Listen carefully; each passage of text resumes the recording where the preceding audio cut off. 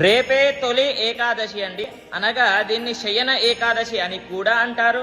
అయితే 17 జూలై 2024 బుధవారము నాడు వచ్చింది. అయితే మనము రేపు ఏం చేయాలి అనేది ప్రతి ఒక్కరూ తెలుసుకోవాలి. చూడండి, దానికంటే ముందు ఈ యొక్క తొలి ఏకాదశి ఎప్పుడు వస్తుంది అని అంటే ఆషాఢ మాస శుక్లపక్ష ఏకాదశిని తొలి ఏకాదశి అని అంటారు. అయితే ఇక్కడి నుండే మన హిందువుల పండుగలు ముఖ్యంగా ప్రారంభమవుతాయి.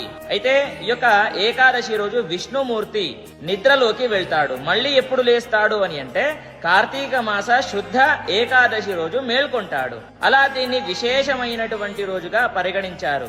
అయితే ఈ యొక్క రోజును ప్రతి ఒక్కరు కూడా ఉపయోగించుకోవాలి. ఎలా అని అంటే ఈ రోజున ఉపవాసము చెయ్యాలి.